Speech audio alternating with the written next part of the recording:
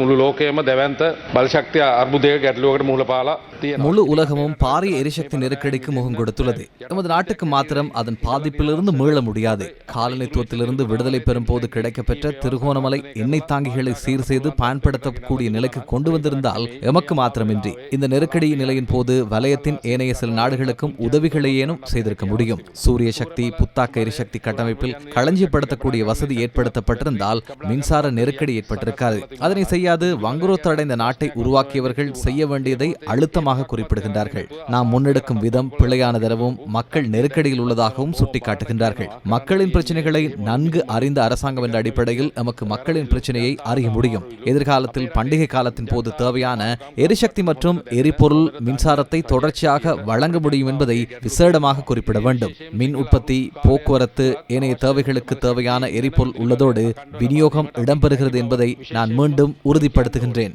ගමනාගමනයට සහ අනෙකුත් අවශ්‍යතාවයන් අවශ්‍ය ප්‍රමාණවත් කන්ජිතෙල් ඇති බව සහ සැපීම සහතික බව මම යලිත් අවධාරණය කරනවා.